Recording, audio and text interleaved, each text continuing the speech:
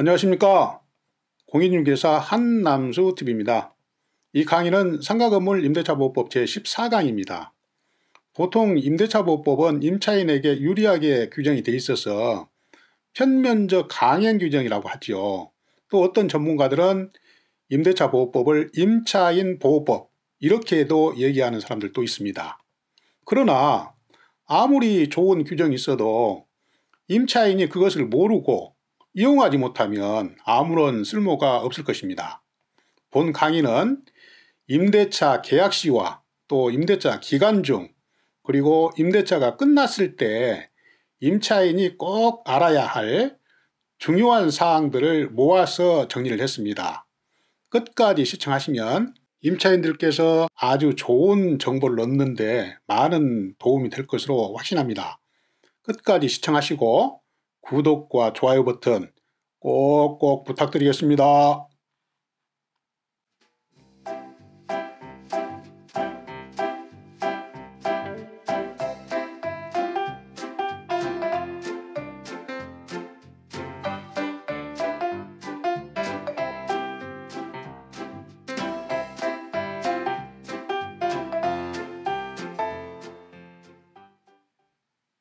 그러면 지금부터 임차인이 임대차 계약 체결 시에 또 임대차 계약 기간 중에 또 임대차 기간이 만료됐을 때 반드시 챙겨야 될 사항을 다음과 같은 목차로 정리를 해드리겠습니다. 첫 번째는 계약 체결 시에 꼭 확인해야 될 사항을 먼저 말씀을 드리겠습니다. 당사자 적격이 되는지, 또 내 보증금의 권리 순위는 어떻게 되는지, 또 중개대상물 확인 설명서를 정확히 확인을 하고 있는지 거기에 대해서 설명을 드리고, 또 임대차 계약을 체결을 하고 사업장 인도를 받고 사업자 등록 신청을 해서 대항력을 확보했는지, 또 임대차 계약서에다가 확정일자를 받아서 우선 변제권은 확보를 했는지 여기에 대해서 반드시 점검을 해야 됩니다. 두 번째는 계약기간 중에 확인해야 될 사항입니다. 임차인한테는 계약갱신 요구권이 있습니다. 임대인은 특별한 사유가 없으면 임차인의 계약갱신 요구를 거절할 수가 없어요. 두 번째는 임대차 계약기간이 만료됨에도 불구하고 임대인이나 임차인이 아무 말이 없을 경우에는 전 임대차 조건과 동일하게 자동갱신이 되는 것입니다. 다음 세 번째는 계약기간이 만료되어서 재계약할 때 확인해야 될 사항입니다. 보증금을 증액할 때는 반드시 확정일자를 다시 받아야 됩니다. 또 임대차 기간이 종료됐는데도 불구하고 임대인이 보증금을 반환해주지 않으면 임차인은 임차권 등기 명령 신청을 할 수 있는 제도가 있습니다. 또 세 번째는 임대인은 임차인의 권리금 회수를 위한 노력을 방해할 수 없습니다. 그 내용에 대해서 살펴보겠습니다. 그러면 지금부터 본론 설명을 드리겠습니다. 첫 번째는 임대차 계약 체결할 때 확인해야 될 사항을 먼저 말씀을 드리겠습니다. 당사자 적격 문제, 또 내 보증금의 권리순위, 또 중개대상물 확인 설명서를 어떻게 확인을 해야 되는지 여기에 대해서 상세하게 말씀을 드리겠습니다. 이 당사자 문제를 먼저 말씀을 드리면 신분증이나 등기사항 증명서 등을 통해서 당사자 본인이 맞는지를 확인을 해야 되겠죠. 신분증을 통해서 본인 확인을 하고 그 본인하고 소유자하고 일치되는지를 확인을 해야 되겠죠. 또 이들이 적법한 임대나 임차 권한이 있는지를 확인을 해야 됩니다. 두 번째는 대리인과 계약 체결할 때가 많습니다. 대리인과 계약 체결할 때는 본인의 인감증명서가 첨부된 위임장이 있는지, 또 대리인 신분증을 확인을 해서 대리인 본인이 맞는지를 확인을 해야 됩니다.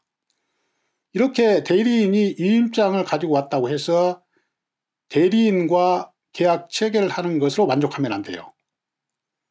임대인 또는 임차인과 직접 통화를 해서 임대차 계약 의지가 있는지, 또 임대차 계약 위임을 정확하게 했는지에 대해서 확인을 해야 됩니다. 직접 통화를 해야 돼요. 그리고 보증금은 가급적 임대인 명의 계좌로 입금을 해서 향후에 법적 분쟁을 예방을 해야 됩니다. 또 마지막으로 중개대상물 확인설명서에 누락된 것은 없는지, 또 그 내용은 어떤지를 꼼꼼하게 확인을 하고 서명을 해야 됩니다. 중개대상물 확인설명서는 그 분량이 상당히 많아요. 또 그만큼 그 중개대상물 확인서에 그 부동산에 대해서 모든 내용이 다 나와 있습니다.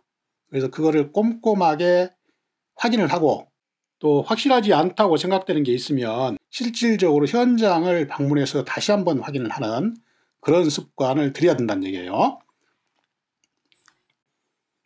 계속해서 임대차 계약 체결 시에 임차인이 챙겨야 될 사항 두 번째입니다. 뭐니 해도 제일 먼저 챙겨야 될 게 대항력을 구비하고 확정일자를 받아가지고 우선 변제권을 확보를 해놔야 됩니다. 보시겠습니다. 상가 건물을 인도받고 신속하게 사업자 등록 신청을 해서 대항력을 구비하고 그 대항 요건은 경매가 끝날 때까지 유지를 하고 있어야 됩니다. 또 관할 세무서에서 임대차 계약서상의 확정일자를 받아서 우선 변제권을 확보해 놔야 다음에 경매 과정에서 확정일자에 따른 순위배당을 받을 수가 있다는 얘기예요. 또 두 번째는 미납세금과 타 임차인의 확정일자 현황은 임대인의 동의를 받아가지고 임차인이 관할세무서에서 확인을 할 수가 있습니다. 이렇게 확인을 해가지고 임대인이 세금 체납이 돼 있는지, 또 내가 임차해서 들어가는 그 건물에 임차인의 숫자가 몇 명인지, 또 임대차 보증금의 합계는 얼마인지, 또 임대차 계약서에 확정일자를 받아놓은 임차인은 얼마인지, 그래서 내 보증금의 순위는 어떻게 되는지, 다음에 경매 과정에서 내가 보증금을 다 받아낼 수 있는 것인지, 이거를 모두 점검을 해야 된다는 얘기예요. 다음은 임대차 계약 기간 중에 임차인이 주장할 수 있는 권리에 대해서 설명을 드리겠습니다. 먼저 임차인의 계약갱신 요구권이 있습니다. 보시면 임차인이 임대차 기간이 만료되기 6개월에서 1개월 사이에 계약갱신을 요구할 경우에는 임대인은 정당한 사유 없이 거절할 수가 없습니다. 임차인이 만료되기 6개월에서 1개월 사이에 계약갱신을 하겠다, 이렇게 얘기를 하면 임대인은 뚜렷한 사유가 없으면 거절할 수가 없다는 얘기예요. 임차인은 상당히 큰 권리죠. 두 번째는 임차인의 계약갱신 요구권은 최초의 임대차 기간을 포함해서 10년 범위 내에서 행사할 수 있습니다. 큰 문제가 없으면 임차인은 한번 들어가면 10년간 사용할 수 있는 권리가 있다는 얘기예요. 또 세 번째는 갱신되는 임대차는 전 임대차와 동일한 조건으로 다시 계약된 것으로 봅니다. 다만 차임과 보증금은 5% 범위 내에서 인상을 할 수가 있어요. 이게 상가건물 임대차 보호법에 그대로 규정이 되어 있는 것입니다. 임차인한테 계약갱신 요구권이 있고 임대인은 특별한 사항이 없으면 거절할 수 없다. 또 임차인은 10년 범위 내에서 계속 계약갱신 요구를 할 수 있다. 이렇게 임차인이 계약갱신 요구를 하면 임대인은 계약갱신을 하면서 보증금을 올려달라고 할 수는 있는데 5% 범위 내에서만 인상할 수가 있다는 것을 다시 한번 말씀을 드리겠습니다. 다음은 묵시적 갱신입니다. 묵시적 갱신은 한마디로 임대차 기간이 도래됨에도 불구하고 임대인이나 임차인이 임대차에 대해서 아무 말이 없을 때는 전 임대차 조건과 동일한 조건으로 자동 갱신된다는 말입니다. 보시면 임대인이 임대차 기간 만료 전 6개월에서 1개월 사이에 임차인에게 갱신 거절이나 조건 변경의 통지를 하지 아니하면 자동 갱신된다, 이런 내용입니다. 이렇게 갱신된 묵시적 갱신은 임대차의 존속기간이 1년입니다. 이 묵시적 갱신 기간 동안에 임차인은 언제든지 계약 해지를 할 수가 있어요. 그런데 임대인은 계약 해지를 할 수가 없습니다. 이것은 상가건물 임대차보호법에서 정하고 있는 임차인의 보증금이 지역별 환산보증금 범위 내에 있을 때의 얘기예요. 그런데 다음은 임차인의 보증금이 지역별 환산보증금을 초과해서 민법의 묵시적 갱신 규정을 적용받는 경우에 대해서 살펴보도록 하겠습니다.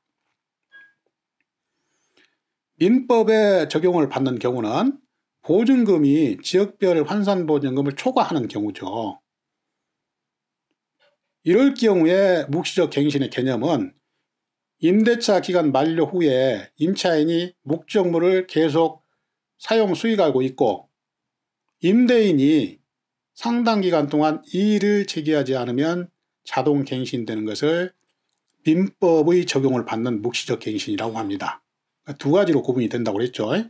상가건물 임대차보호법의 적용을 받는 경우, 민법의 적용을 받는 경우, 상가법의 적용을 받는 경우는 임차인의 보증금이 지역별 환산보증금을 넘지 않는 경우, 또 민법의 적용을 받는 경우는 임차인의 보증금이 지역별 환산보증금을 초과하는 경우, 이런 경우는 민법의 적용을 받습니다. 이렇게 민법의 적용을 받는 묵시적 갱신의 경우에는 묵시적 갱신 이후에 당사자, 그러니까 임대인, 임차인 모두가 계약 해지를 할 수가 있어요. 상가법의 적용을 받는 경우에는, 그러니까 보증금이 지역별 환산보증금 범위 내에 있을 경우에는 묵시적 갱신 기간 중에 임차인만 계약 해지 통지를 할 수가 있어요. 임차인이 계약 해지 통지를 하면 임대인이 해지 통지를 받는 날로부터 3개월 후에 계약 해지의 효과가 발생이 돼서 임대인은 임차인한테 보증금을 반환을 해줘야 됩니다. 그런데 보증금이 지역별 환산보증금을 초과해서 민법의 적용을 받는 묵시적 갱신의 경우에는 당사자, 그러니까 임대인이나 임차인 모두가 계약 해지 통지를 할 수가 있다는 얘기예요. 임대인이 임차인을 상대로 계약 해지 통지를 했을 때는 임차인이 통지를 받은 날로부터 6개월 후에 계약 해지의 효력이 있습니다. 그런데 임차인이 임대인한테 계약 해지 통지를 했을 경우에는 임대인이 통지를 받은 날로부터 1개월 후에 계약 해지의 효과가 있어서 임대인은 임차인한테 보증금을 반환해 줄 의무가 생긴다는 얘기예요. 이렇게 상가법 또 민법에 적용을 받는 묵시적 갱신의 의미가 약간 틀리고, 또 상가건물 임대차보호법에서는 임차인만 계약 해지를 할 수 있는 권한이 있는데 민법의 적용을 받는 묵시적 갱신의 경우에는 묵시적 갱신 기간 중에 임대인이나 임차인 모두가 계약 해지를 할 수 있는 권한이 있다는 얘기입니다. 다음은 보증금을 증액해서 재계약할 때 임차인이 챙겨야 될 사항을 말씀을 드리겠습니다. 보증금액 증액 재계약 시 임차인은 반드시 즉시 계약서에 확정일자를 받아놔야 됩니다. 보시겠습니다. 계약기간 중이나 또 만료가 돼가지고 재계약을 하면서 보증금을 증액한 경우에는 즉시 확정일자를 받아서 증액된 보증금에 대해서 우선 변제권을 확보해야 됩니다. 제가 전 강의에서 말씀드렸듯이 증액을 했을 경우에 계약서를 작성하는 방법이 두 가지가 있다고 그랬죠. 총액계약서를 작성을 하든 아니면 증액된 부분에 대해서만 따로 작성을 하든 간에 둘 다 작성이 되면은 바로 확정일자를 받아서 증액된 부분에 대한 금액에 대해서 우선 변제권을 확보를 해둬야 다음에 경매 진행될 때 증액된 부분에 대해서 확정일자에 따른 순위배당을 받을 수가 있다는 얘기예요. 그리고 또 중요한 것은 기존 계약서는 반드시 보관을 하고 있어야 기존 계약에 따른 보증금은 그때 받은 확정일자 날짜에 따른 순위배당을 받을 수가 있다는 얘기입니다. 두 개의 계약서를 꼭 보관을 하고 있어야 돼요. 다음은 임대차 기간이 종료됐는데도 불구하고 임대인이 보증금을 반환해 주지 않으면 임차인이 취할 수 있는 권리가 있어요. 그게 바로 임차권 등기명령 신청입니다. 내용을 보시겠습니다. 임대차가 종료된 후에도 임대인이 보증금을 반환하지 않으면 임차인은 임대인의 동의 없이 임차건물 소재지 관할 지방법원에 임차권 등기명령을 신청할 수가 있습니다. 그런데 매우 중요한 게 있어요. 법원에 임차권 등기명령을 신청해서 임차권 등기명령을 받았다고 해서 바로 이사가면 안 됩니다.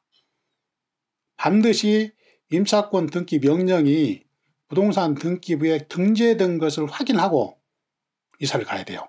그래야 기존에 갖춰져 있는 대항력이나 우선 변제권이 그대로 유지가 되는 것이지, 임차권 등기 명령을 받았다고 해서 바로 이사 가면 절대 안 됩니다. 반드시 부동산 등기부를 떼보고 부동산 등기부에 임차권 등기 명령이 기재된 것을 확인하고 이사를 가야 돼요. 그래야 기존에 갖춰 있는 대항력하고 우선 변제권이 계속 유지가 되는 것입니다. 이렇게 임차권 등기 명령 신청을 했을 경우에는 그 비용은 임대인에게 청구할 수가 있습니다. 다음은 임차인의 권리금 회수 문제에 대한 것입니다. 임대차 기간이 종료돼서 임차인이 권리금을 회수할 목적으로 임차인 스스로 새로운 임차인을 구해왔을 때 임대인의 금지사항을 법으로 규정을 해놨습니다.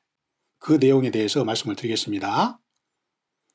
임차인이 신규 임차인으로부터 권리금을 지급받는 것을 임대인이 방해하는 것을 법으로 금지하고 있어요. 그 내용에 대해서 짤막하게 설명을 드리겠습니다. 임차인이 주선한 신규 임차인에게 권리금을 요구하는 행위는 할 수 없습니다. 당연하겠죠.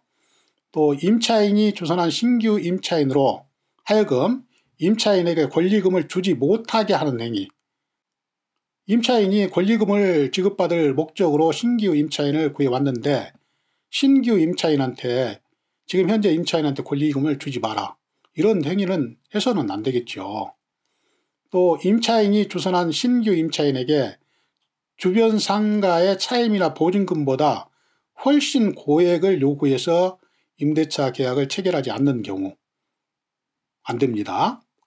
또 마지막으로 정당한 사유 없이 임차인이 주선한 신규 임차인과 계약 체결을 거절하는 행위, 이러한 행위는 임대인이 할 수 없다는 얘기예요. 시청자 여러분, 지금까지 상가 건물 임대차 계약 시에, 또 임대차 계약 기간 중에, 또 임대차 계약이 끝났을 때 임차인이 챙겨야 될 사항을 몇 가지로 요약을 해서 설명을 드렸습니다. 많이 도움이 되셨는지 모르겠습니다. 앞으로도 저는 부동산 관련 강의, 그러니까 임대차 보호법, 또 경매 권리분석 배당 사례, 유치권 사례, 법정 지상권, 부동산 상식 등의 주제로 알차게 강의를 준비해서 계속 여러분들을 찾아뵙겠습니다. 항상 건강하시고 다음 강의에서 또 뵙겠습니다. 감사합니다. 안녕히 계십시오. 시청자 여러분, 잠깐만요. 한 가지만 더 말씀드릴 게 있습니다. 부동산에 항상 관심을 갖고 계시는 시청자 여러분, 지금까지 제 강의가 조금이라도 도움이 되셨다고 생각이 되시면 구독 버튼과 좋아요 버튼 꼭 잘 부탁드리겠습니다. 이 구독과 좋아요 버튼은 강의를 하는 저에게 힘의 원천입니다. 다시 한번 잘 부탁드리겠습니다.